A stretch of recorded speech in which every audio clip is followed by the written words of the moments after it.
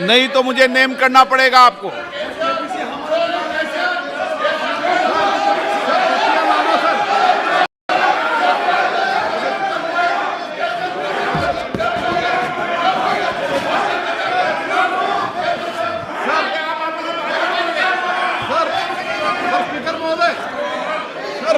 तटिया लाना बिल्कुल गलत है सर, तो उनको नेम कर दीजिए सर, हमारा आग्रह है आपसे सर। माननीय नेता, मैं आपसे आग्रह कर रहा हूं, आपके सदस्यों को समझा लिए, तख्तियां लेकर सदन में नहीं आए। आपने कहा था कि हम बहिष्कार करेंगे, तो आप अपनी बात पर कायम रहें।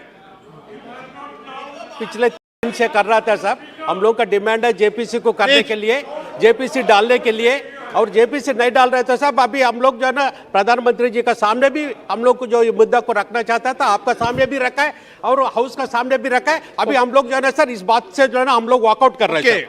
ओके,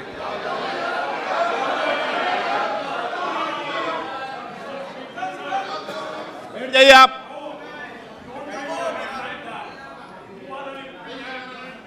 ओके, माननीय प्रधानमंत्री जी।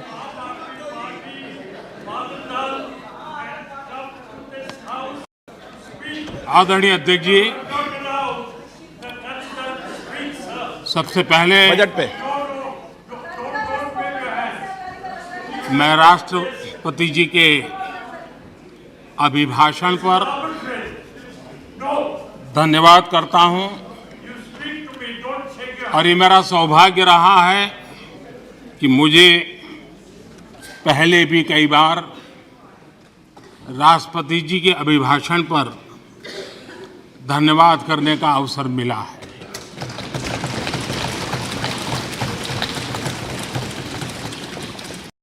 लेकिन इस बार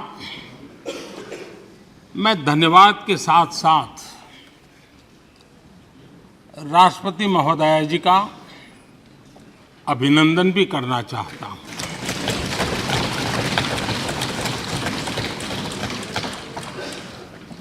अपने विजनरी भाषण में राष्ट्रपति जी ने हम सबको और करोड़ों देशवासियों को मार्गदर्शन किया है। गणतंत्र के मुखिया के रूप में उनकी उपस्थिति ऐतिहासिक भी है और देश की कोटि कोटि बहन बेटियों के लिए बहुत बड़ा प्रेरणा का अवसर भी। आदरणीय राष्ट्रपति महोदया ने आदिवासी समाज का गौरव तो बढ़ाया ही है, लेकिन आज आजादी के इतने सालों के बाद आदिवासी समाज में जो गौरव की अनुभूति हो रही है, उनका जो आत्मविश्वास बढ़ा है,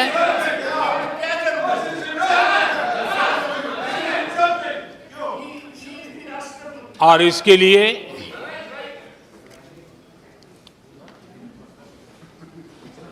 ये सदन भी और देश भी उनका आभारी हूं। राष्ट्रपति जी के भाषण में संकल्प से सिद्धि तक की यात्रा का बहुत बढ़िया तरीके से एक खाका खींचा गया। एक प्रकार से देश को अकाउंट भी दिया गया, इंस्पिरेशन भी दिया गया।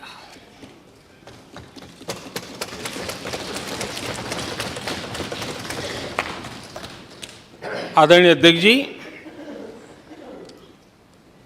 यहाँ पर सभी माननीय सदस्यों ने इस चर्चा में हिस्सा लिया। हर किसी ने अपने अपने आंकड़े दिए, अपने अपने तर्क दिए। और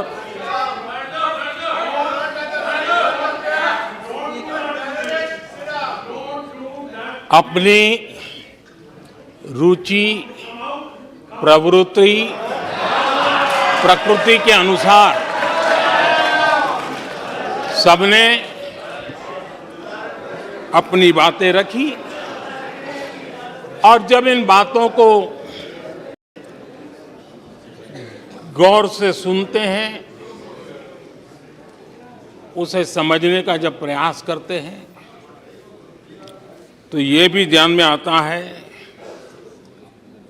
कि किसकी कितनी क्षमता है, किसकी कितनी योग्यता है, किसकी कितनी समझ है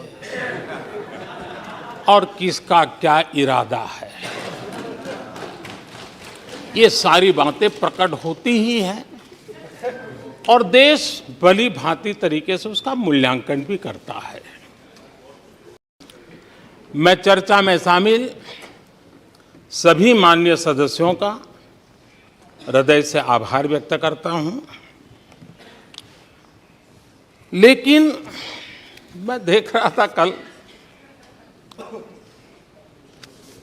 कुछ लोगों के भाषण के बाद पूरा इकोसिस्टम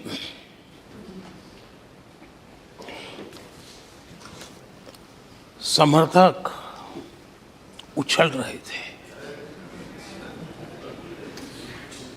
और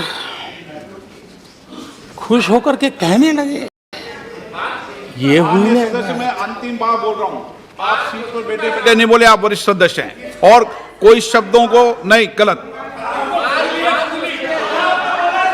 आप चुप रहिए।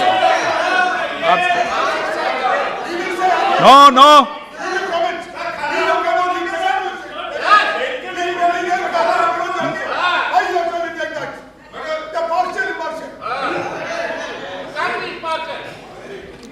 पूरा इकोसिस्टम उछल रहा था और कुछ लोग तो खुश होकर के कह रहे थे, ये हुई ना बात, बड़ा, शायद नींद भी अच्छी आई होगी, शायद आज उठ भी नहीं पाए होंगे।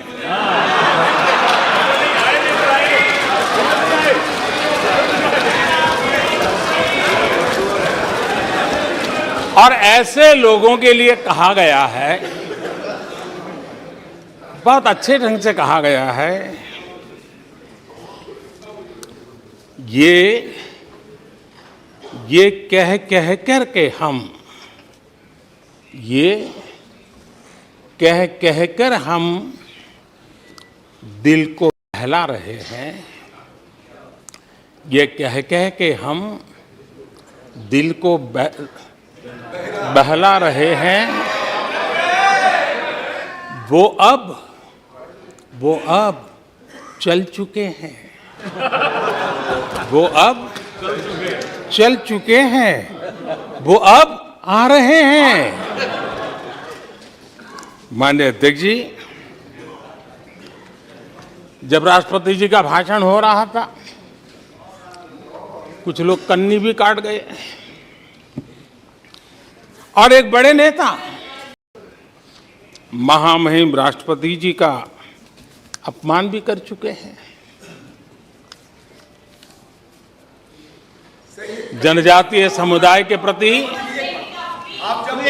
जनजातीय समुदाय के प्रति प्लीज प्लीज प्लीज, आपको नफरत भी दिखाई दी है, प्लीज, और हमारे जनजातीय समाज के प्रति उनकी सोच क्या है। देखिए, सदन सदन के तरीके से चलेगा। आप लोग बोले थे, सबने सुना, कोई डिस्टर्बेंस नहीं हो, नो, गलत। लेकिन जब इस प्रकार की बातें टीवी के सामने कही गई, तो भीतर पड़ा हुआ जो नफरत का भाव था, जो सच, वो बाहर आके ही रह गया। ये खुशी है। ठीक है, बाद में चिट्ठी लिख करके बचने की कोशिश तो की गई है। माननीय अध्यक्ष जी, जब राष्ट्रपति जी के भाषण पे चर्चा मैं सुन रहा था तो मुझे लगा कि बहुत सी बातों को मौन रह कर भी स्वीकार किया गया है। यानी एक प्रकार से सबके भाषण में सुनता था तब लगा कि राष्ट्रपति जी के भाषण के प्रति किसी को इतराज नहीं है, किसी ने उसकी आलोचना नहीं की। भाषण की हर बात, अब देखिए क्या कहा है राष्ट्रपति जी ने, मैं उन्हीं के शब्द कोट करता हूं। राष्ट्रपति जी ने अपने भाषण में कहा था, जो भारत कभी अपनी अधिकांश समस्याओं के समाधान के लिए दूसरों पर निर्भर था, वही आज दुनिया की समस्याओं के समाधान का माध्यम बन रहा है। राष्ट्रपति जी ने यह भी कहा था, जिन मूल सुविधाओं के लिए देश की एक बड़ी आबादी ने दशकों तक इंतजार किया, वे इन वर्षों में उसे मिली है। बड़े बड़े घोटालों, सरकारी योजनाओं में भ्रष्टाचार की जिन समस्याओं से देश मुक्ति चाहता था, वह मुक्ति अब देश को मिल रही है।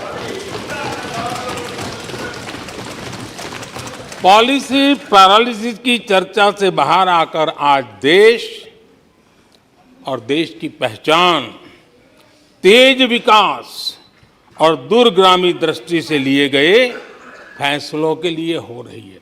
ये पैराग्राफ जो मैं पढ़ रहा हूं वो राष्ट्रपति जी के भाषण के पैराग्राफ को मैं कोट कर रहा हूं। और मुझे आशंका थी कि ऐसी बातों पर यहां जरूर इतराज करने वाले तो कुछ लोग निकलेंगे, वो विरोध करेंगे कि ऐसा कैसे बोल सकते हैं राष्ट्रपति जी। लेकिन मुझे खुशी है किसी ने विरोध नहीं किया, सबने स्वीकार किया, सबने स्वीकार किया। और माननीय अध्यक्ष जी, मैं 140 करोड़ देशवासियों का आभारी हूं कि सबके प्रयास के परिणाम आज इन सारी बातों को पूरे सदन में स्वीकृति मिली है। इससे बड़ा गौरव का विषय क्या हो सकता है। आदरणीय अध्यक्ष जी, सदन में हंसी मजाक, टीका टिप्पणी, नोक-झोंक ये तो होता रहता है, लेकिन ये नहीं भूलना चाहिए कि आज राष्ट्र के रूप में गौरवपूर्ण अवसर हमारे सामने खड़े हैं। गौरव के क्षण हम जी रहे हैं। राष्ट्रपति जी के पूरे भाषण में जो बातें हैं वो 140 करोड़ देशवासियों के सेलिब्रेशन का अवसर है। देश ने सेलिब्रेट किया है। माननीय अध्यक्ष जी, 100 साल में आई हुई ये भयंकर बीमारी, महामारी, दूसरी तरफ युद्ध की स्थिति, बटा हुआ विश्व, इस स्थिति में भी, इस संकट के माहौल में भी देश को जिस प्रकार से संभाला गया है, देश जिस प्रकार से संभला है, इससे पूरा देश आत्मविश्वास से भर रहा है, गौरव से भर रहा है। आदरणीय अध्यक्ष जी, चुनौतियों के बिना जीवन नहीं होता है। चुनौतियां तो आती हैं, लेकिन चुनौतियों से ज्यादा सामर्थ्यवान है 140 करोड़ देशवासियों का जज्बा। 140 करोड़ देशवासियों का सामर्थ्य चुनौतियों से भी ज्यादा मजबूत है, बड़ा है और सामर्थ्य से भरा हुआ है। इतनी बड़ी भयंकर महामारी, बटा हुआ विश्व, युद्ध के कारण हो रहे विनाश, अनेकों देशों में अस्थिरता का माहौल है। कई देशों में भीषण महंगाई है, बेरोजगारी, खाने पीने का संकट, और हमारे अड़ोस पड़ोस में भी जिस प्रकार से हालत बने हुई है, ऐसी स्थिति में माननीय अध्यक्ष जी, कौन हिंदुस्तानी इस बात पे गर्व नहीं करेगा कि ऐसे समय में भी देश दुनिया की 5वीं बड़ी अर्थव्यवस्था बना है।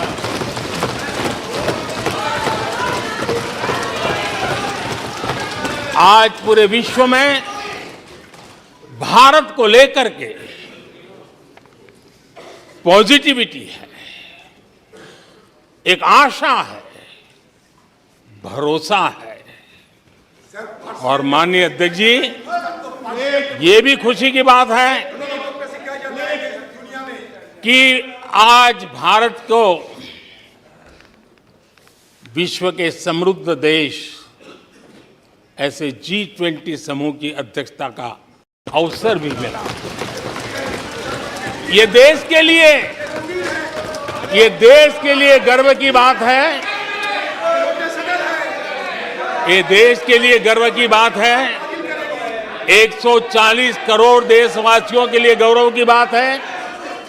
लेकिन मुझे लगता है, पहले मुझे नहीं लगता था, लेकिन अभी लग रहा है शायद इससे भी कुछ लोगों को दुख हो रहा है। 140 करोड़ देशवासियों में किसी को दुख नहीं हो सकता है। वो आत्मनिरीक्षण करे, वो कौन लोग हैं जिसको इसका भी दुख हो रहा है। माननीय अध्यक्ष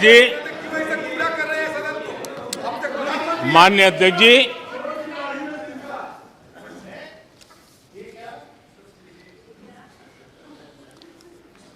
आज दुनिया की हर विश्वसनीय संस्था, सारे एक्सपर्ट्स जो वैश्विक प्रवाहों को बहुत गहराई से अध्ययन करते हैं, जो भविष्य का अच्छे से अनुमान भी लगा सकते हैं, उन सबको आज भारत के प्रति बहुत आशा है, विश्वास है और बहुत एक मात्रा में उमंग भी है। और आखिर ये सब क्यों? ऐसे ही तो नहीं है। आज पूरी दुनिया भारत की तरफ इस प्रकार से बड़ी आशा की नजरों से क्यों देख रही है? इसके पीछे कारण है। इसका उत्तर छिपा है भारत में आई स्थिरता में, भारत की वैश्विक साख में, भारत के बढ़ते साथ में और भारत में बन रही नई संभावनाओं में।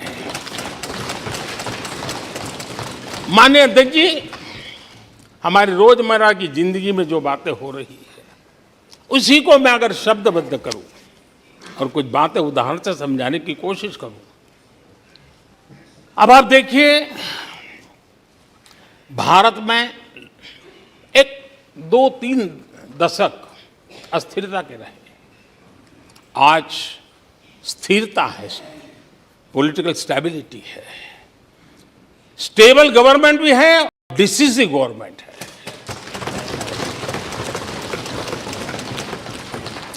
और उसका भरोसा स्वाभाविक होता है। एक निर्णायक सरकार, एक पूर्ण बहुमत से चलने वाली सरकार, वो राष्ट्र हित में फैसले लेने का सामर्थ्य रखती है। और ये वो सरकार है, रिफॉर्म आउट ऑफ कंपल्सन नहीं, रिफॉर्म आउट ऑफ कन्विक्शन हो रहे हैं। और हम इस मार्ग पर हटने वाले नहीं हैं, हम चलते रहेंगे। देश को समय की मांग के अनुसार जो चाहिए वो देते रहेंगे।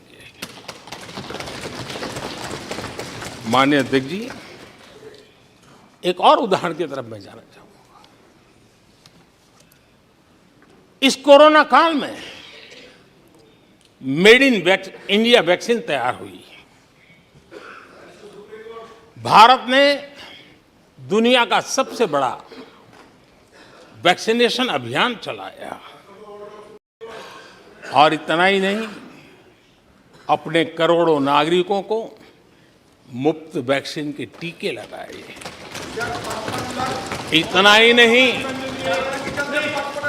150 से ज्यादा देशों को इस संकट के समय हमने जहां जरूरत थी वहां दवाई पहुंचाई, जहां जरूरत थी वहां वैक्सीन पहुंचाई।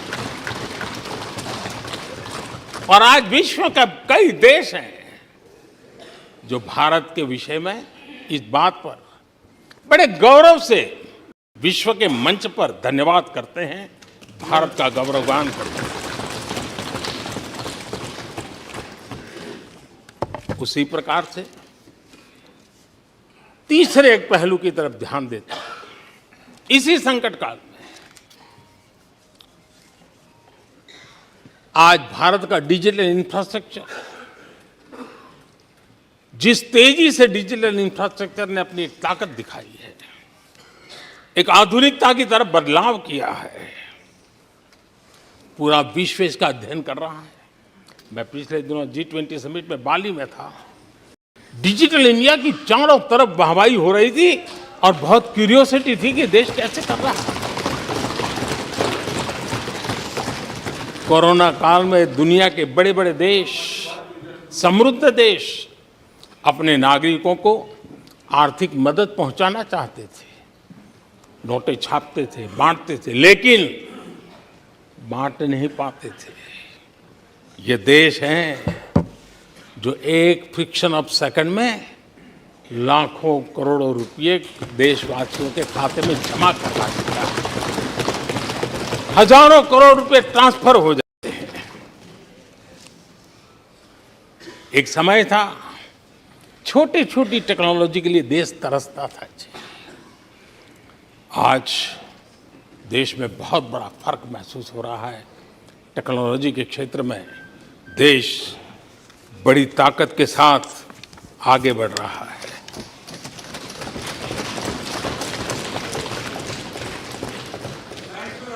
कोविन, दुनिया के लोग अपने वैक्सीनेशन का सर्टिफिकेट भी दे नहीं पाते जी। आज वैक्सीन लो, हमारे मोबाइल फोन पर हमारा सर्टिफिकेट दूसरे सेकंड पे अवेलेबल है। ये ताकत हमने दिखाई है। माननीय अध्यक्ष जी, भारत में नई संभावनाएं हैं। दुनिया को सशक्त वैल्यू और सप्लाई चेन, उसमें आज पूरी दुनिया ने कोरोना कालखंड ने सप्लाई चेन के मुद्दे पर दुनिया को हिला के रख दिया है। आज भारत उस कमी को पूरने की ताकत के साथ आगे बढ़ रहा है। कईयों को बात समझना बहुत देर लग जाएगी। भारत आज इसी दिशा में एक मैन्युफैक्चरिंग हब के रूप में उभर रहा है और दुनिया भारत की समृद्धि में अपनी समृद्धि देख रही है। माननीय अध्यक्ष जी, निराशा में डूबे हुए कुछ लोग इस देश की प्रगति को स्वीकार ही नहीं कर पा रहे हैं। उन्हें भारत के लोगों की उपलब्धियां नहीं दिखती है।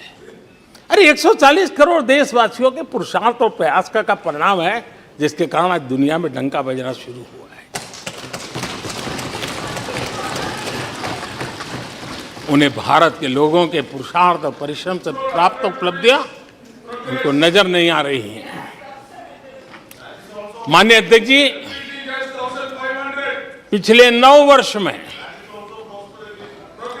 भारत में 90,000 स्टार्टअप्स, और आज स्टार्टअप की दुनिया में हम दुनिया में तीसरे नंबर पर पहुंच चुके हैं।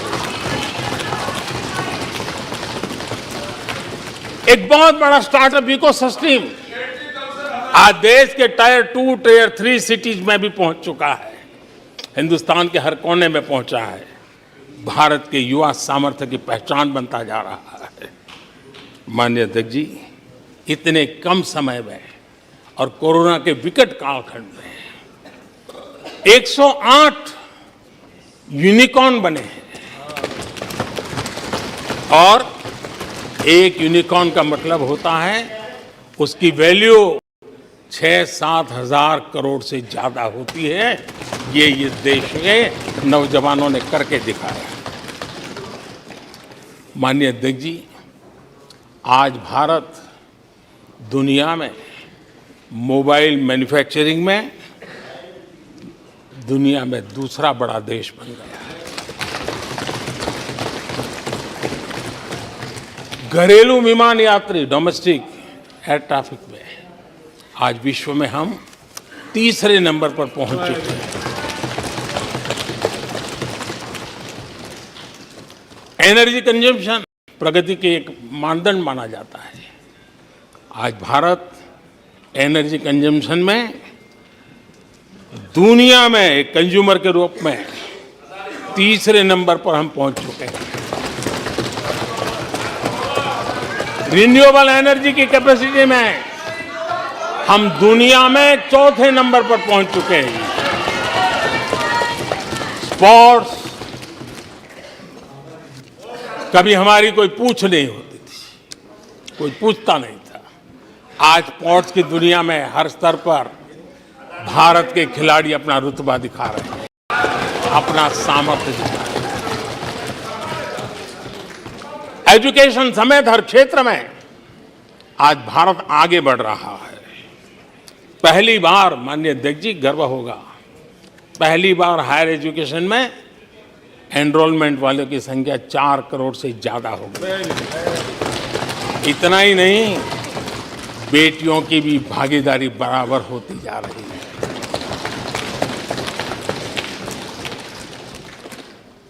देश में इंजीनियरिंग हो, मेडिकल कॉलेज हो, प्रोफेशनल कॉलेजेस हो, उसकी संख्या बहुत तेजी से बढ़ रही है। स्पोर्ट्स के अंदर भारत का परचम ओलंपिक हो, कॉमनवेल्थ हो, हर जगह पे हमारे बेटे, हमारी बेटियों ने शानदार प्रदर्शन किया है। माननीय अध्यक्ष जी, किसी भी भारतीय को ऐसी अनेक बातें मैं गिना सकता हूं। राष्ट्रपति जी ने अपने भाषण में कई बातें कही हैं। देश में हर स्तर पर, हर क्षेत्र में, हर सोच में आशा ही आशा नजर आ रही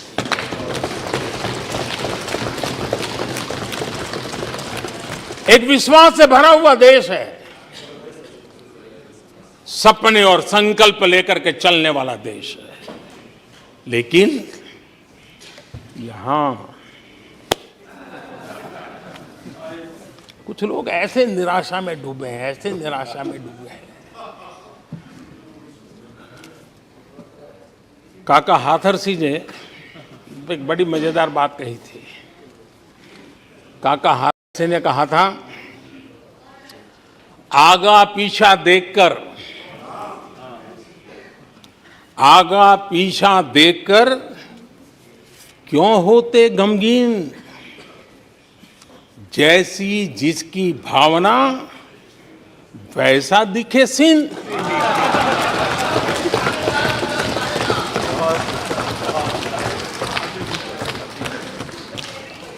आदरणीय अध्यक्ष जी, आखिर ये निराशा भी ऐसे नहीं आई है। इसके पीछे कारण है। एक तो जनता का हुक्म, बार बार हुक्म, लेकिन साथ साथ इस निराशा के पीछे जो अंतर मन में पड़ी हुई चीज है, जो चैन से सोने नहीं देती है, और क्या है? पिछले 10 साल में 2014 के पहले 2004 से 14 भारत की अर्थव्यवस्था खस्ता हाल हो गई। निराशा नहीं होगी तो क्या होगा? 10 साल में महंगाई डबल डिजिट रही, महंगाई डबल डिजिट रही, और इसलिए कुछ अगर अच्छा होता है तो निराशा और उभर करके आती है। और जिन्होंने बेरोजगारी दूर करने के वादे किए थे, जिन्होंने बेरोजगारी दूर करने के वादे किए थे,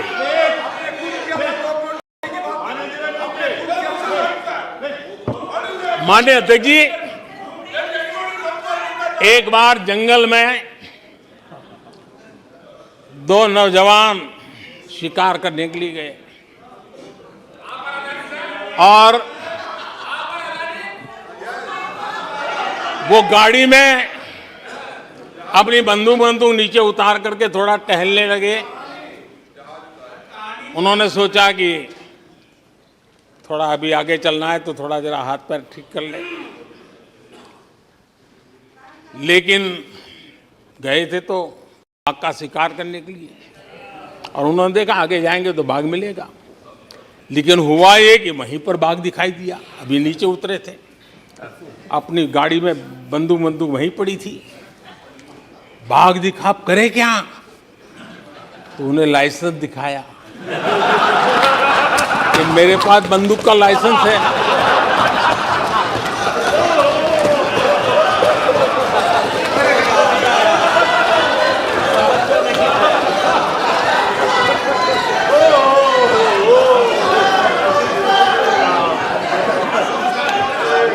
इन्होंने भी बेरोजगारी दूर करने के नाम पर एक कानून दिखाया, वो कानून बना दिया है। अरे देखो, कानून बना दिया है, ये इनके तरीके हैं, पल्ला झाड़ दिया। 4 से 14 आजादी के इतिहास में सबसे घोटालों का दशक रहा, सबसे घोटाला।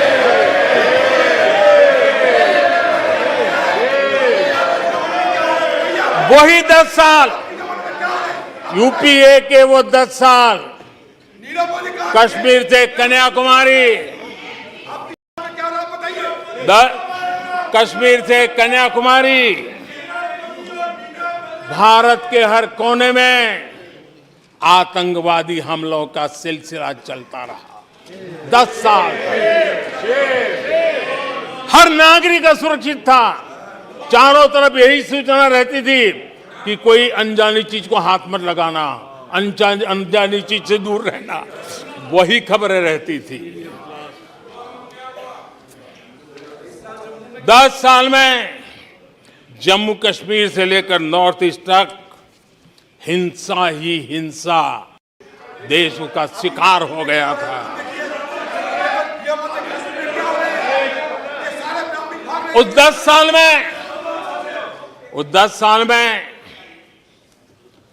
भारत की आवाज ग्लोबल प्लेटफॉर्म पर इतनी कमजोर थी कि दुनिया सुनने तक तैयार नहीं थी। आदरणीय अध्यक्ष जी, इनकी निराशा का कारण यह भी है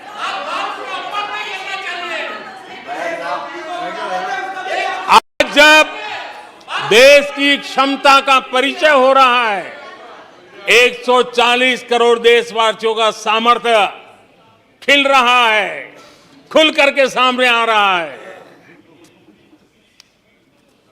लेकिन देश का सामर्थ्य तो पहले भी था, लेकिन 4 से लेकर 14 तक इन्होंने वो अवसर गंवा दिया। और यूपीए की पहचान बन गई, हर मौके को मुसीबत में पलट दिया, हर मौके को मुसीबत में पलट दिया। जब टेक्नोलॉजी इंफॉर्मेशन का युग बड़ी तेजी से बढ़ रहा था, उछल रहा था, उसी समय ये 2G में फंसे रहे, मौका मुसीबत में। सिविल न्यूक्लियर डील हुआ, जब सिविल न्यूक्लियर डील की चर्चा थी, तब ये कैश फॉर वोट में फंसे रहे। ये खेले आदरणीय अध्यक्ष जी, 2010 में कॉमनवेल्थ गेम्स हुए, भारत को दुनिया के सामने, भारत की युवा सामर्थ्य को प्रस्तुत करना एक बहुत बड़ा अवसर था, लेकिन फिर मौका मुसीबत में, और CWG घोटाले में पूरा देश दुनिया में बदनाम हो गया। आदरणीय अध्यक्ष जी,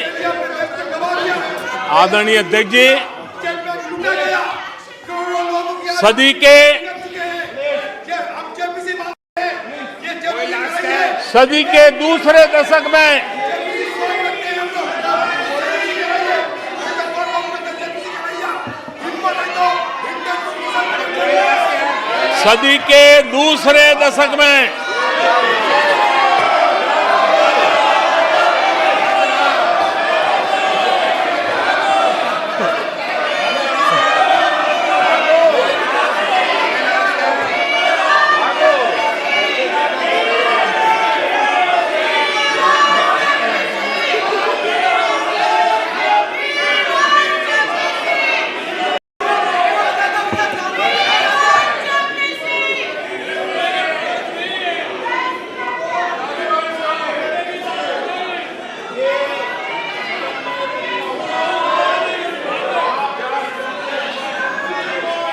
उचित नहीं है, ये संसदीय परंपराओं के अनुरूप नहीं है।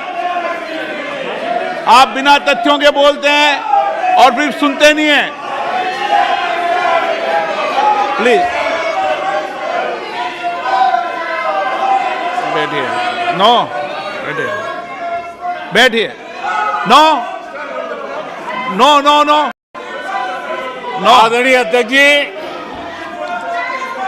ऊर्जा का किसी भी देश के विकास में अपना एक महात्म्य होता है, और जब दुनिया में भारत की ऊर्जा शक्ति के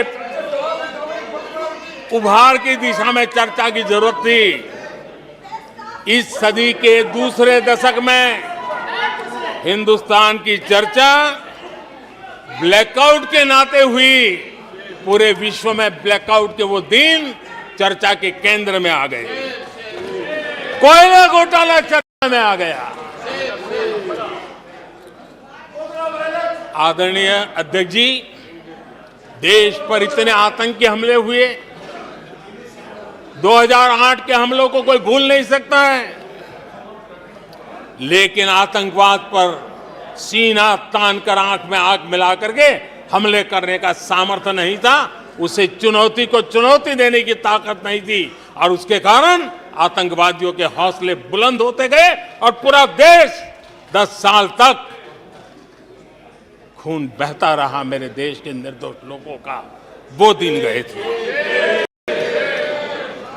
आदरणीय अध्यक्ष जी, जब LOC भारत के सामर्थ्य की ताकत का अवसर रहता था, उस समय डिफेंस डील को लेकर के हेलीकॉप्टर घोटाले और सत्ता को कंट्रोल करने वाले लोगों के नाम उसमें चिन्हित हो गए। आदरणीय अध्यक्ष जी, जब देश के लिए जरूरत थी और निराशा के मूल में ये चीजें पड़ी हुई है, सब उभर करके आ रहा है। आदरणीय अध्यक्ष जी, इस बात को हिंदुस्तान हर पल याद रखेगा कि 2014 के पहले का जो दशक था द लॉस्ट डेकेड के रूप में जाना जाएगा और इस बात को इनकार नहीं कर सकते कि 2030 का जो दशक है ये इंडियाज डेकेड है पूरे विश्व के लिए। आदरणीय अध्यक्ष जी, थैंक यू शशि जी।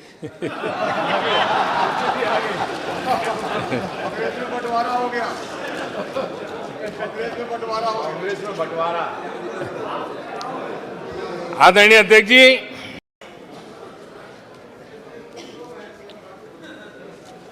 लोकतंत्र में आलोचना का बहुत महत्व मैं मानता हूं और मैं हमेशा मानता हूं कि भारत जो कि मदर ऑफ डेमोक्रेसी है, सदियों से हमारे यहां लोकतंत्र हमारी रगों में पनपा हुआ है और इसलिए मैं हमेशा मानता हूं कि आलोचना एक प्रकार से लोकतंत्र की मजबूती के लिए, लोकतंत्र के संवर्धन के लिए, लोकतंत्र के स्पिरिट के लिए आलोचना एक शुद्धि यज्ञ है। उस रूप में हम आलोचना को देखने वाले हैं। लेकिन दुर्भाग्य से बहुत दिनों से मैं इंतजार कर रहा हूं, कोई तो मेहनत करके आएगा, कोई तो एनालिसिस करके कोई आलोचना करेगा ताकि देश को कुछ लाभ हो। लेकिन 9 साल आलोचना ने आरोपों में गंवा दिए जिन्होंने, सिवाय आरोप, गाली गलौज, कुछ भी बोल दो, इसके सिवाय कुछ नहीं किया। गलत आरोप।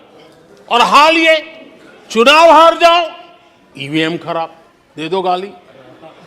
चुनाव हार जाओ, चुनाव आयोग को गाली दे दो। क्या तरीका है?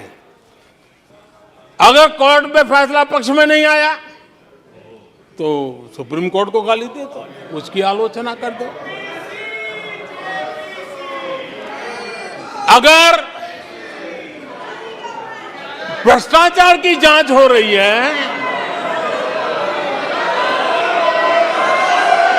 अगर भ्रष्टाचार की जांच हो रही है,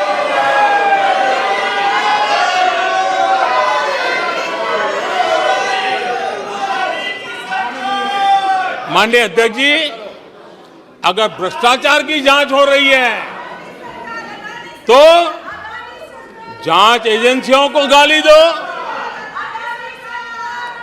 अगर सेना पराक्रम करे, सेना अपना शौर्य दिखाए और वो नैरेटिव देश के जन जन के अंदर एक नया विश्वास पैदा करे तो सेना की आलोचना करो, सेना को गाली दो, सेना पर आरोप करो।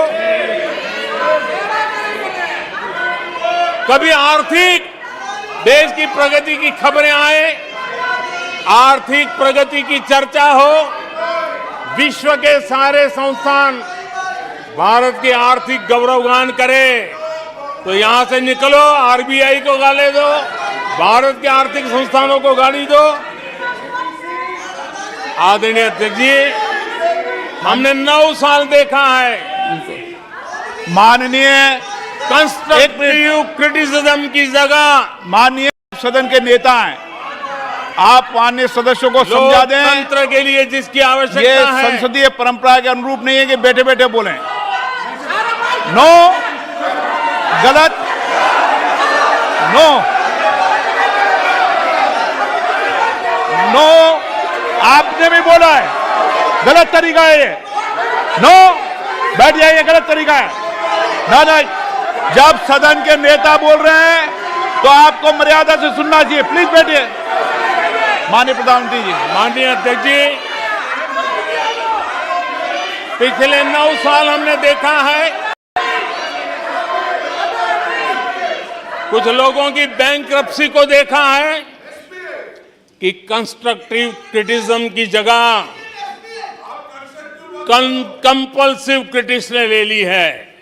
और ये कंपल्सिव क्रिटिक्स इसी में डूबे हुए हैं, खोए हुए हैं। माननीय अध्यक्ष जी, सदन में भ्रष्टाचार की जांच करने वाली एजेंसियों के बारे में बहुत कुछ कहा गया और मैंने देखा कि बहुत सारे विपक्ष के लोग इस विषय में सूर मिला रहे थे। मिले मेरा तेरा सूर।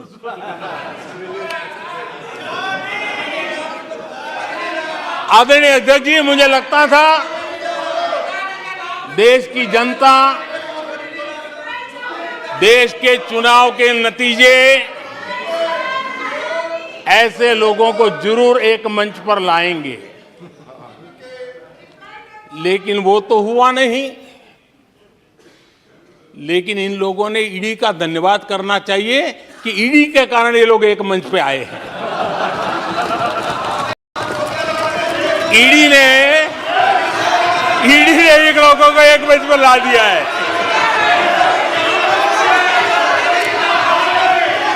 और इसलिए जो काम देश के मतदाता नहीं कर पाए,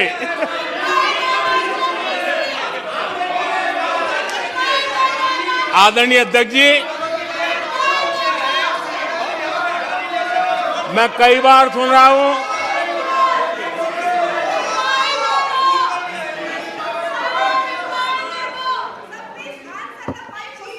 माननीय अध्यक्ष जी, मैं कई बार सुन रहा हूं यहां कुछ लोगों को हार्वर्ड स्टडी का बड़ा क्रेज है। हार्वर्ड स्टडी है, बड़ा क्रेज है। कोरोना काल में ऐसा ही कहा गया था और कांग्रेस ने कहा था कि भारत की बर्बादी पर हार्वर्ड में केस स्टडी होगी, ऐसा कहा था।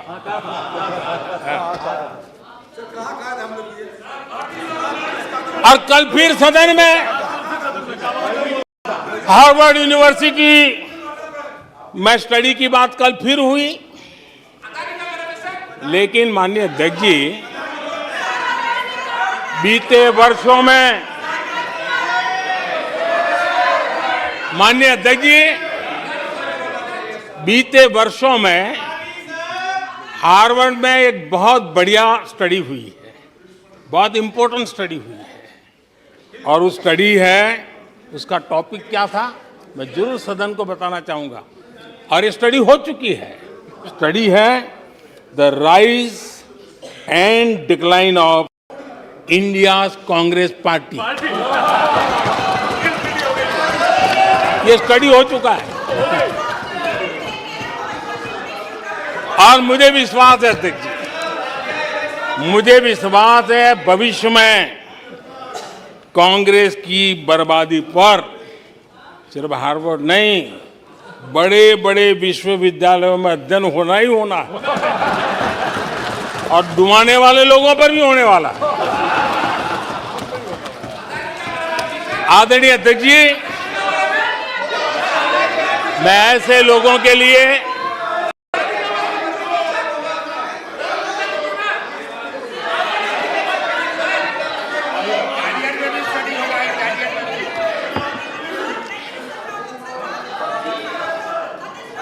आदरणीय अध्यक्ष जी, इस प्रकार के लोगों के लिए दुष्यंत कुमार ने बहुत बढ़िया बात कही है और दुष्यंत कुमार ने जो कहा है बहुत फिट बैठता है। उन्होंने कहा है, तुम्हारे पांव के नीचे, तुम्हारे पांव के नीचे कोई जमीन नहीं, तुम्हारे पांव के नीचे कोई जमीन नहीं। कमाल ये है, कमाल ये है कि फिर भी तुम्हें यकीन नहीं।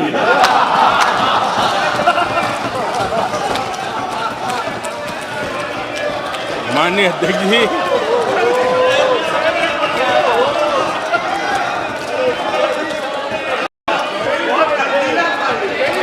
आदरणीय अध्यक्ष जी, सुनो फिर। आदरणीय अध्यक्ष जी, ये लोग बिना सर पैर की बातें करने के आदी होने के कारण उनको ये भी याद नहीं रहता है कि वो खुद का कितना कॉन्ट्राडिक्शन कहते हैं। कभी एक बात, कभी दूसरी बात, कभी एक तरफ, कभी दूसरी तरफ। हो सकता है वो आत्मचिंतन करके खुद के अंदर जो विरोधाभास है उसको भी तो ठीक करेंगे। अब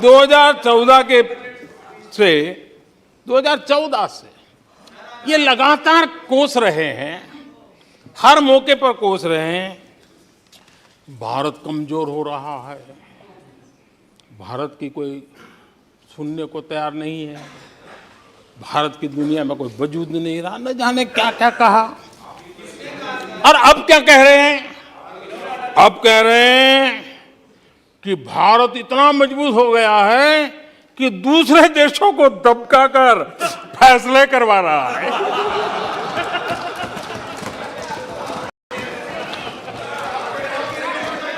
अरे पहले ये तो तय करो भाई कि भारत कमजोर हुआ है कि मजबूत हुआ है। माननीय अध्यक्ष जी,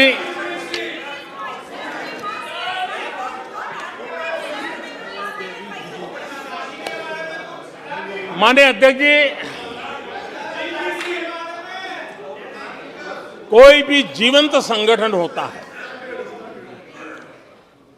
अगर एक जीवंत व्यवस्था होती है, जो जमीन से जुड़ी हुई व्यवस्था होती है, वे जनता जनार्दन में क्या चलता है लोगों के अंदर उसका चिंतन करता है, उससे कुछ सीखने की कोशिश करता है और अपनी राह भी समय रहते हुए बदलता रहता है।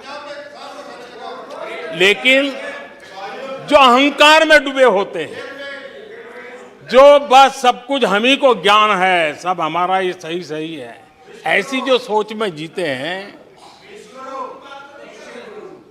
उनको लगता है कि मोदी को गाली दे करके ही हमारा रास्ता निकलेगा। मोदी पर झूठे अनाप शनाप कीचड़ उछाल करके ही रास्ता निकलेगा। अब 22 साल बीत गए, वो गलतफहमी पाल करके बैठे हुए हैं।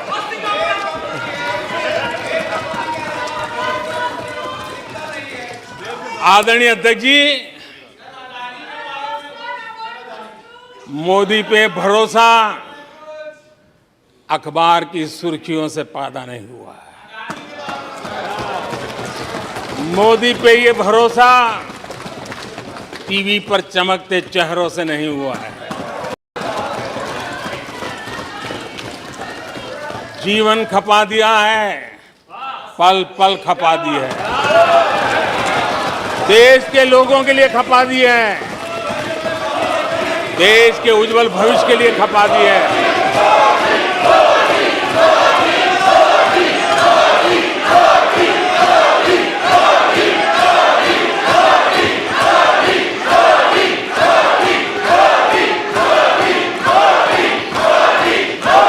आदरणीय अध्यक्ष जी, आदरणीय अध्यक्ष जी,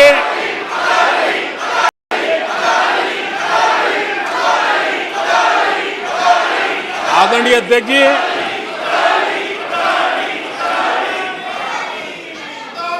जो देशवासियों का मोदी पर भरोसा है,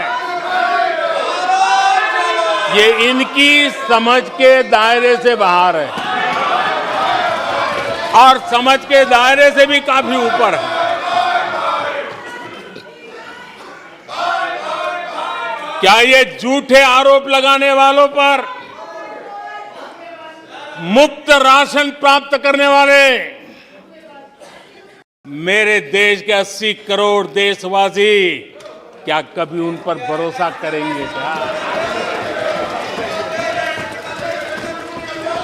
आदरणीय अध्यक्ष जी, one nation one ration card देश भर में कहीं पर भी गरीब से गरीब को भी जब राशन मिल जाता है, वो आपकी झूठी बातों पर, आपके गलत गलीच आरोपों पर कैसे भरोसा करेगा। आदरणीय अध्यक्ष जी, जिस किसान के खाते में साल में 3 बार पीएम किसान सम्मान निधि के 11 करोड़ किसानों के खाते में पैसा जमा होते हैं, वो आपकी गालियां, आपके झूठे आरोपों पर विश्वास कैसा करेगा। आदरणीय अध्यक्ष जी, जो कल फुटपाथ पर जिंदगी जीने के लिए मजबूर था, जो झुग्गी झोपड़ी में जिंदगी बसर करता था, ऐसे 3 करोड़ से ज्यादा लोगों को पक्के घर मिले हैं। उनको तुम्हारी ये गालियां, ये तुम्हारे झूठी बातें क्यों वो भरोसा करेगा। अध्यक्ष जी, आदरणीय अध्यक्ष जी, 9 करोड़ लोगों को मुफ्त गैस का कनेक्शन मिला है, वो आपकी झूठ को कैसे स्वीकार करेगा। 11 करोड़ बहनों को इज्जत घर मिला है, शौचालय मिला है, वो आपके झूठ को कैसे स्वीकार करेगा। आदरणीय अध्यक्ष जी, आजादी के 75 साल बीत गए, 8 करोड़ परिवारों को आज नल से जल मिला है, वो माताएं तुम्हारे झूठ को कैसे स्वीकार करेगी, तुम्हारी गलतियों को, गालियों को कैसे स्वीकार करेगी। आयुष्मान भारत योजना से 2 करोड़ परिवारों को मदद पहुंची है, जिंदगी बच गई है उनकी। मुसीबत के समय मोदी काम आया है, तुम्हारी गालियां को वो कैसे स्वीकार करेगा, कैसे स्वीकार करेगा। आदरणीय अध्यक्ष जी, आपकी गालियां, आपके आरोपों को इन कोटि आदरणीय अध्यक्ष जी, आपकी गालियों को, आपके आरोपों को इन कोटि भारतीयों से होकर के गुजरना पड़ेगा, जिनको दशकों तक मुसीबतें में जिंदगी जीने के लिए तुमने मजबूर किया। आदरणीय अध्यक्ष जी, कुछ लोग अपने लिए, अपने परिवार के लिए बहुत कुछ तबाह करने पर लगे हुए हैं, अपने लिए, अपने परिवार के लिए जी रहे हैं। मोदी तो 25 करोड़ देशवासियों के परिवार का सदस्य है। आदरणीय अध्यक्ष जी, 140 करोड़ देशवासियों के आशीर्वाद, ये मेरा सबसे बड़ा सुरक्षा कवच है, और गालियों के शस्त्र से, झूठ के शस्त्रास्त्रों से इस सुरक्षा कवच को कभी तुम भेद नहीं सकते हो। वो विश्वास का सुरक्षा कवच है, और इन शस्त्रों से तुम कभी भेद नहीं सकते हो। आदरणीय अध्यक्ष जी,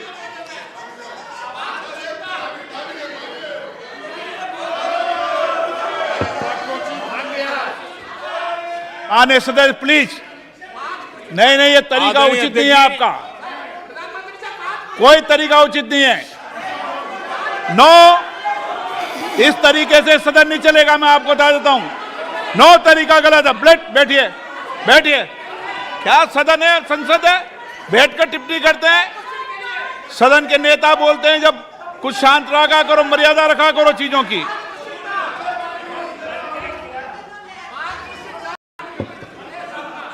आदरणीय अध्यक्ष जी, हमारी सरकार कुछ बातों के लिए प्रतिबद्ध है। समाज के वंचित वर्ग को वरीयता, उस संकल्प को लेकर के हम जी रहे हैं, उस संकल्प को लेकर के चल रहे हैं। दशकों तक दलित, पिछड़े, आदिवासी जिस हालत में उनको छोड़ दिया गया था,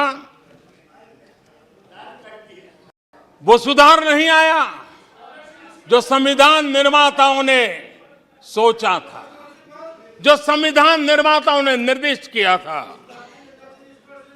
2014 के बाद गरीब कल्याण योजनाओं का सर्वाधिक लाभ मेरे इन्हीं परिवारों को मिला है। दलित, पिछड़ों, आदिवासी की बस्तियों में पहली बार, मानिए थे कि पहली बार बिजली पहुंची है। मीलों तक पानी के लिए जाना पड़ता था, पहली बार नल से जल पहुंच रहा है, इन परिवारों में पहुंच रहा है। माननीय अध्यक्ष जी, अनेक परिवार, कोटि कोटि परिवार पहली बार पक्के घर में आज जा पाए हैं, वहां रह पाए हैं। आदरणीय अध्यक्ष जी, जो बस्तियां आपने छोड़ दी थी, आपके लिए चुनाव के समय ही जिसकी याद आती थी, आज सड़क हो, बिजली हो, पानी हो, इतना ही नहीं 4G कनेक्टिविटी भी वहां पहुंच रही है। आदरणीय अध्यक्ष जी, पूरा देश गौरव कर रहा है। आज एक आदिवासी राष्ट्रपति के रूप में जब देखते हैं, पूरा देश गौरवगान कर रहा है। आज देश में आदि जाति समूह के नर नारी, जिन्होंने मातृभूमि के लिए जीवन तर्पण कर दिए, आजादी के जंग का नेतृत्व किया, उनका पुण्य स्मरण आज हो रहा है और हमारे आदिवासियों का गौरव दिवस मनाया जा रहा है। और हमें गर्व है कि ऐसी महान हमारे आदिवासी परंपरा के प्रतिनिधि के रूप में एक महिला देश का नेतृत्व कर रही है, राष्ट्रपति के रूप में काम कर रही है। हमने उनका हक दिया है। आदरणीय जी,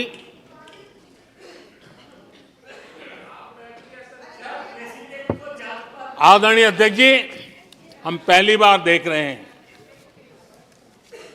एक बात ये भी सही है, हम सबका समान अनुभव है, सिर्फ मेरा ही ऐसा है ऐसा नहीं, आपका भी है। हम सब जानते हैं कि जब मां सशक्त होती है तो पूरा परिवार सशक्त होता है। जब मां सशक्त होती है तो परिवार सशक्त होता है, परिवार सशक्त होता है तो समाज सशक्त होता है, और तभी जाकर के देश सशक्त होता है। और मुझे संतोष है कि माताएं, बहनों, बेटियों को सबसे ज्यादा सेवा करने का सौभाग्य हमारी सरकार को मिला है। हर छोटी मुसीबत को दूर करने का प्रामाणिक पूर्वक प्रयास किया है। बड़ी संवेदनशीलता के साथ उस पर हमने ध्यान केंद्रित किया है। आदरणीय अध्यक्ष जी, कभी कभी मजाक उड़ाया जा रहा है, ऐसा कैसा प्रधानमंत्री है, लाल किले पर से टॉयलेट की बातें करता है, बड़ी मजाक उड़ाई गई। आदरणीय अध्यक्ष जी, ये टॉयलेट, ये इज्जतगार, इन मेरी माताओं बहनों की क्षमता, उनकी सुविधा, उनका सुरक्षा का सम्मान करने वाली बात है। इतना ही नहीं मानिए अध्यक्ष जी, जब मैं सैनिटरी पैड की बात करता हूं तो लोगों को लगता है अरे प्रधानमंत्री ऐसे विजय में क्यों जाते हैं। माननीय अध्यक्ष जी, सैनिटरी पैड्स के अभाव में गरीब बहन बेटियों के अपमान सहती थी, बीमारियों का शिकार हो जाती थी। माताओं बहनों को धुएं में दिन के कई घंटे बिताने पड़ते थे, उनका जीवन धुएं फंसा रहता था, उसे मुक्ति दिलाने का काम उन गरीब माताओं बहनों को करने का सौभाग्य हमें मिला। जिंदगी खप जाती थी, आधा समय पानी के लिए, आधा समय केरोसिन की लाइन के अंदर खपे रहते थे। आज उसे मुक्ति देने का संतोष, उन माताओं बहनों को मुक्ति देने का संतोष।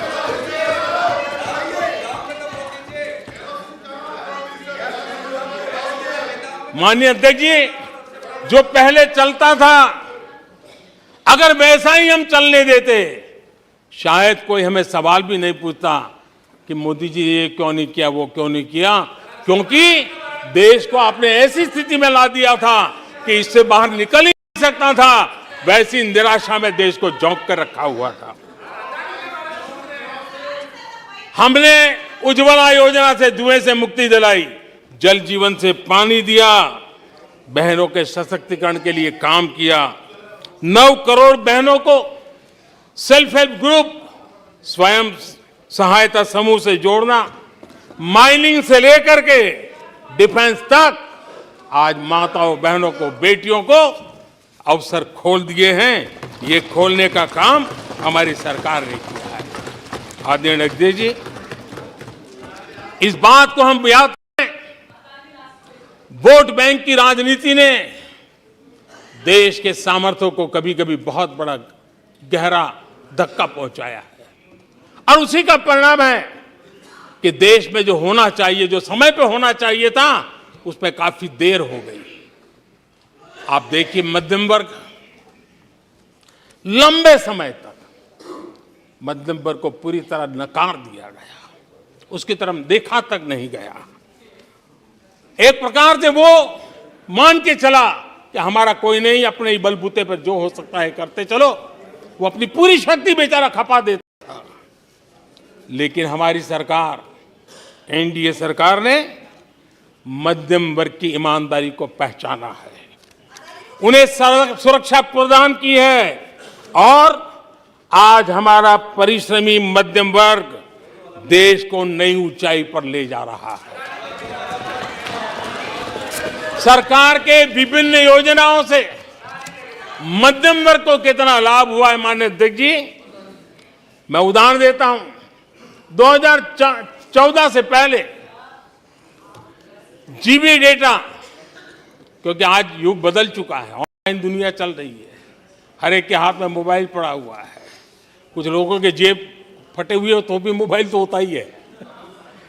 आदरणीय अध्यक्ष जी, 2014 के पहले जीबी डेटा की कीमत 250 रुपया थी, आज सिर्फ 10 रुपया, आज सिर्फ 10 रुपया। आदरणीय अध्यक्ष जी, एवरेज हमारे देश में एक नागरिक एवरेज 20 जीबी का उपयोग करता है। अगर उस हिसाब को मैं लगाऊं तो एवरेज एक व्यक्ति का 5,000 रुपया बचता है। आदरणीय अध्यक्ष जी, 5,000 रुपया बचता है।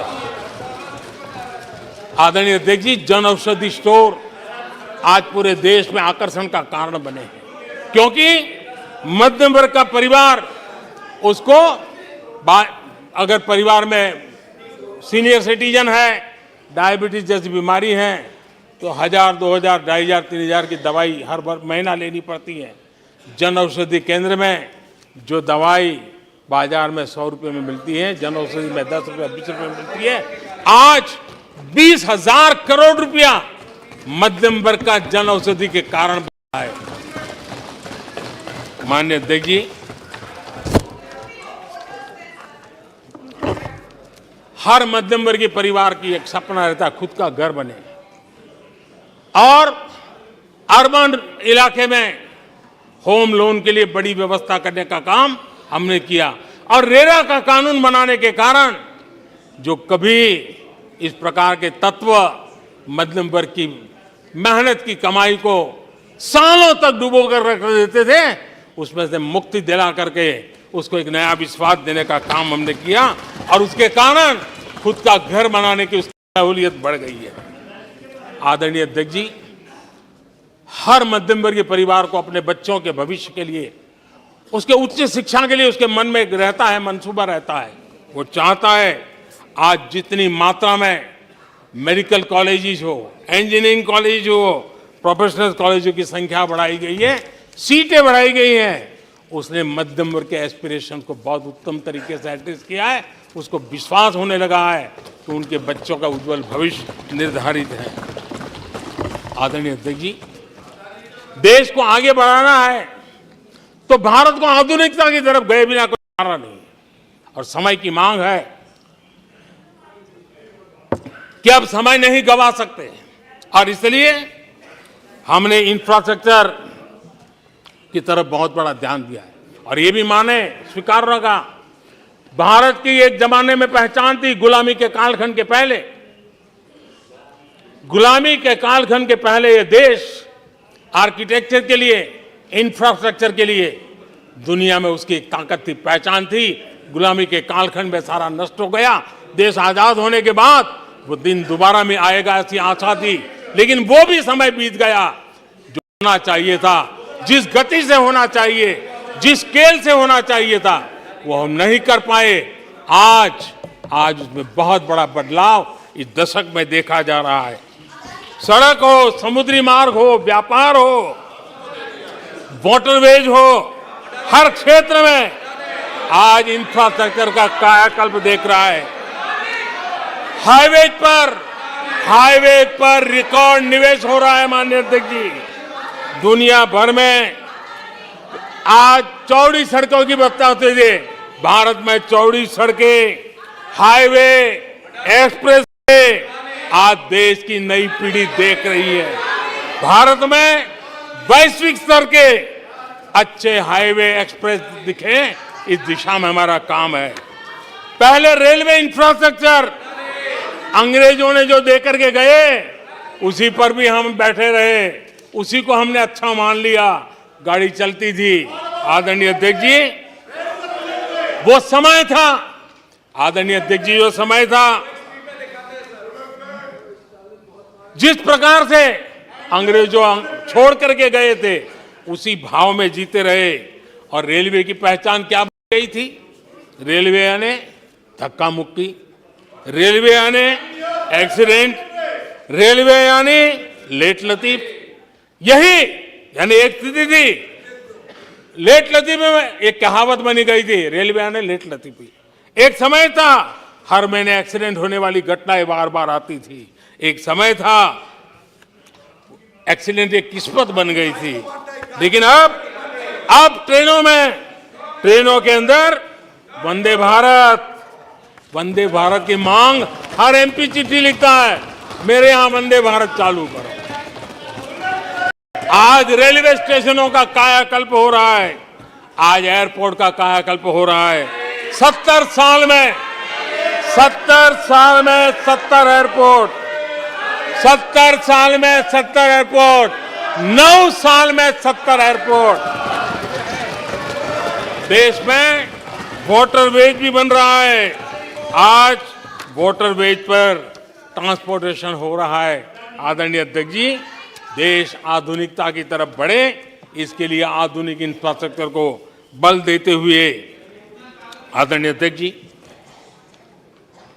मेरे जीवन में, सार्वजनिक जीवन में 4-5 दशक मुझे हो गए, और मैं हिंदुस्तान के गांवों से गुजरा हुआ इंसान, 4-5 दशक तक उसमें से एक लंबा कालखंड परिव्राजक के रूप में बिताया है। हर स्तर के परिवारों से बैठने उठने का, बात करने का अवसर मिला, और इसलिए भारत के हर भूभाग को, समाज की हर भावना से परिचित हूं। और मैं इसके आधार पर कह सकता हूं, और बड़े विश्वास से कह सकता हूं, कि भारत का सामान्य मानवी पॉजिटिविटी से भरा हुआ है। सकारात्मकता उसके स्वभाव का, उसके संस्कार का हिस्सा है। भारतीय समाज नेगेटिविटी को सहन कर लेता है, स्वीकार नहीं करता। ये उसकी प्रकृति नहीं। भारतीय समुदाय का स्वभाव खुश मिजाज है, स्वप्नशील समाज है, सत्कर्म के रास्ते पर चलने वाला समाज है, सृजन कार्य से जुड़ा हुआ समाज है।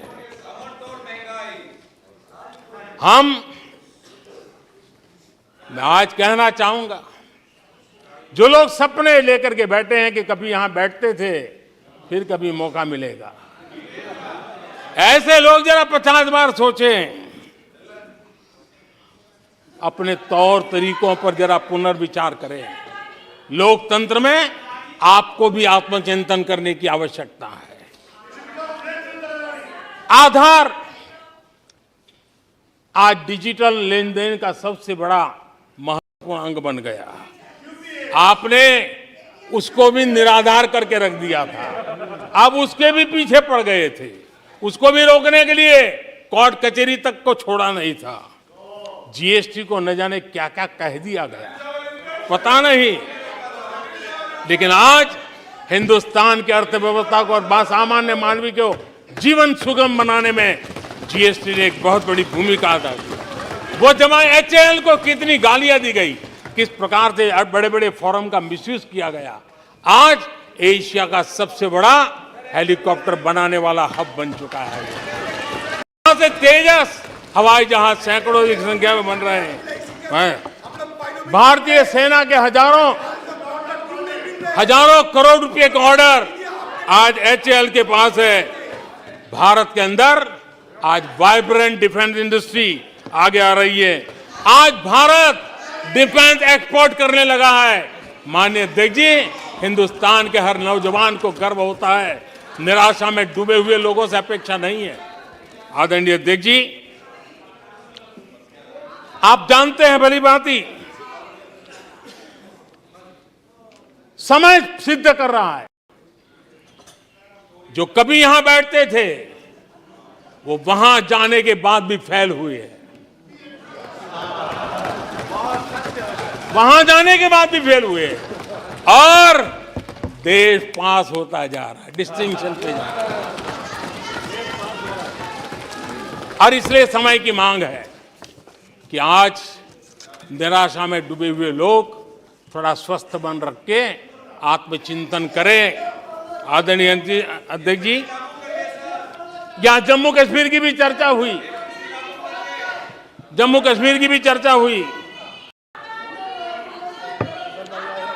और जो अभी अभी जम्मू कश्मीर घूम करके आए, उन्होंने देखा होगा कितने आन बान शान के साथ आप जम्मू कश्मीर में जा सकते, घूम सकते, फिर सकते।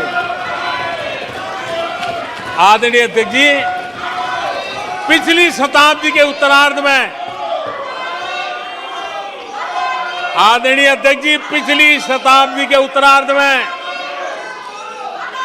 मैं भी जम्मू कश्मीर में यात्रा लेके गया था और लाल चौक में तिरंगा फहराने का संकल्प लेकर के चला था।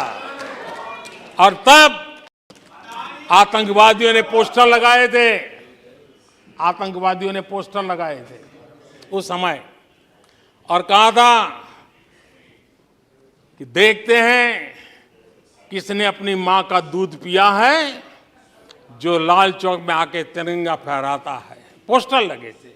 और उस दिन वो 24 जनवरी थी, मैंने जम्मू के अंदर बड़ी सभा में कहा था, अध्यक्ष जी, मैं पिछली शताब्दी की बात कर रहा हूं, और तब मैंने कहा था आतंकवादी कान खोल करके सुन ले। उस दिन मैंने कहा था आतंकवादी कान खोल करके सुन ले। 26 जनवरी को ठीक 11 बजे मैं लाल चौक पहुंचूंगा, बिना सिक्योरिटी आऊंगा, बुलेट प्रूफ जैकेट के बिना आऊंगा, और फैसला लाल चौक में होगा किसने अपनी मां का दूध पिया।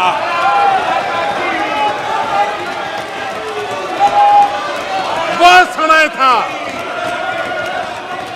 माननीय अध्यक्ष, और जब श्रीनगर के लाल चौक में तिरंगा फहराया, उसके बाद मैंने मीडिया के लोग पूछने लगे, मैंने कहा था कि आमतौर पर तो 15 अगस्त और 26 जनवरी को जब भारत का तिरंगा लहराता है तो भारत के आयुध, भारत के बारूद सलामी देते हैं, आवाज करके देते हैं। मैंने कहा आज जब मैं लाल चौक के अंदर तिरंगा फहरा हूं, दुश्मन देश का बारूद भी सलामी कर रहा है, गोलियां चला रहा था, बंदूकें बम फोड़ रहा था। आदरणीय अध्यक्ष जी, आज जो शांति आई है, आज चैन से जा सकते हैं, सैकड़ों की तादाद में जा सकते हैं। ये माहौल और पर्यटन की दुनिया में कई दशकों के बाद सारे रिकॉर्ड जम्मू कश्मीर ने तोड़े हैं। आज जम्मू कश्मीर में लोकतंत्र का उत्सव मनाया जा रहा है। आदरणीय अध्यक्ष जी, आज जम्मू कश्मीर में हर घर तिरंगा का सफल कार्यक्रम होते हैं। मुझे खुशी है, कुछ लोग हैं जो कभी कहते थे तिरंगे से शांति बिगड़ने का खतरा लगता था, कुछ लोगों को ऐसा कहते थे कि तिरंगे से जम्मू कश्मीर में शांति बिगड़ने का खतरा लगता था।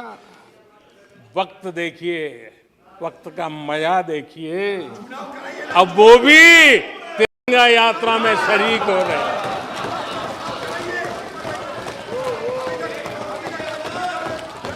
और आदरणीय अध्यक्ष जी, अखबारों में एक खबर आई थी जिसकी तरफ ध्यान नहीं गया होगा। आदरणीय अध्यक्ष जी, उसी समय अखबारों में एक खबर आई थी किधर, क्योंकि लोग टीवी में चमकने की कोशिश में लगे थे, लेकिन उसी समय श्रीनगर के अंदर दशकों बाद थिएटर हाउसफुल चल रहे थे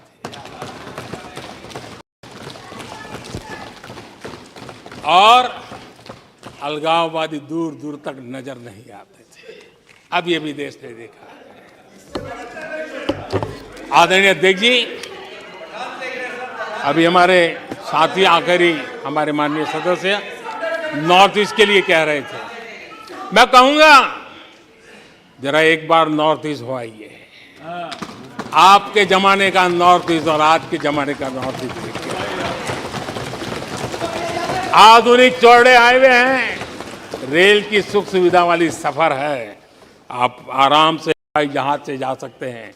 नॉर्थ ईस्ट के हर कोने में आज बड़ी, और मैं गर्व के साथ कहता हूं, आजादी का 75 साल मना रहे हैं, तब मैं गर्व से कहता हूं 9 साल में करीब 7500 7,500 7,500 जो हथियार के रास्ते पे चल पड़े थे, ऐसे लोगों ने सरेंडर किया और अलगाववादी प्रवृत्ति छोड़ करके मुख्य धारा में आने का काम किया है।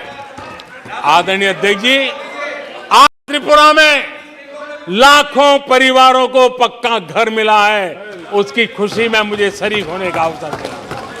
जब मैंने त्रिपुरा में हीरा योजना की बात कही थी, तब मैंने कहा था हाईवे, हाईवे, रेलवे और एयरवे, हीरा, ये हीरा का आज सफलतापूर्वक त्रिपुरा की धरती पर मजबूती नजर आ रही है।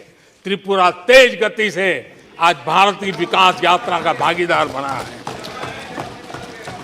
आदरणीय अध्यक्ष जी, मैं जानता हूं सच सुनने के लिए भी बहुत सामर्थ्य लगता है। आदरणीय अध्यक्ष जी, झूठे गंदे आरोपों को सुनने के लिए भी बहुत बड़ा धैर्य लगता है, और मैं इन सब का अभिनंदन करता हूं जिन्होंने धैर्य के साथ गंदी से गंदी बातें सुनने का ताकत दिखाई है।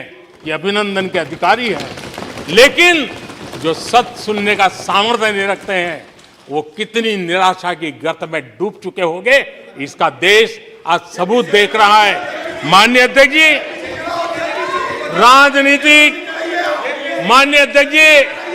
राजनीतिक मतभेद हो सकते हैं, विचारधाराओं में मतभेद हो सकते हैं, लेकिन ये देश अजरा अमर है। आओ हम चल पड़े 2047 आजादी के 100 साल मनाएंगे, एक विकसित भारत बना के रहेंगे, एक सपना लेकर के चले, एक संकल्प लेकर के चले, पूरे सामर्थ्य के साथ चले। और जो लोग बार बार गांधी के नाम पर रोटी खींचना चाहते, उनको मैं कहना चाहता हूं, एक बार गांधी को पढ़ ले, एक बार महात्मा गांधी को पढ़े। महात्मा गांधी ने कहा था, अगर आप अपने कर्तव्यों को पालन करोगे तो दूसरे के अधिकारों की रक्षा उसमें निहित है। आज कर्तव्य और अधिकार के बीच में भी लड़ाई देख रहे हैं। ऐसी नासमझी शायद देश ने पहली बार देखी होगी। और इसलिए माननीय अध्यक्ष जी, मैं फिर एक बार आदरणीय राष्ट्रपति जी को अभिनंदन करता हूं, राष्ट्रपति जी का धन्यवाद करता हूं। और देश आज यहां से एक नए उमंग, नए विश्वास, नए संकल्प के साथ चल पड़ा है। बहुत बहुत धन्यवाद। धन्यवाद। प्रस्ताव पर सदस्यों के अनेक संशोधन प्रस्ताव किए गए। सभा की सहमति हो तो मैं सभी संशोधनों एक साथ सभा के मतदान के लिए रखता हूं। धन्यवाद। प्रस्ताव पर सदस्यों ने अनेक संशोधन प्रस्तुत किए। अब मैं संशोधनों को एक साथ सभा में मतदान करता हूं। प्रश्न ये कि माननीय सदस्यों द्वारा प्रस्तुत सभी संशोधन स्वीकृत किया जाए। जो सदस्य पक्ष में हाँ गए, जो सदस्य विरोध में ना गए, मेरे विचार में निर्णय ना वालों के पक्ष में, ना वालों के पक्ष में प्रसाद स्वीकृत हुआ।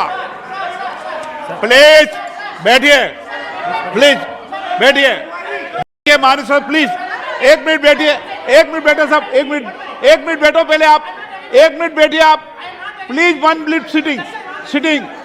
मैंने कल सभी मान्य सदस्यों ने 1 minute Adhir Ranjan ji please 1 minute सुनिए, बात सुनिए, 1 मिनट बात सुनिए। कल सदन में सभी मान्य सदस्यों ने देर रात्रि तक धन्यवाद प्रस्ताव पर चर्चा पर भाग लिया। कुछ मान्य सदस्यों ने राष्ट्रपति अभिभाषण के बाहर के बिंदु भी कहे। बिना तथ्यों के, बिना सबूतों के सदन का गलत तरीके से उपयोग किया गया, जो सदन की मर्यादा के अनुरूप नहीं है। और मेरा आग्रह है, हम सब लोग जिस धन्यवाद प्रस्ताव पर राष्ट्रपति जी को धन्यवाद देना चाहते हैं, उस पर एक मुझसे धन्यवाद दें। अब मैं राष्ट्रपति जी के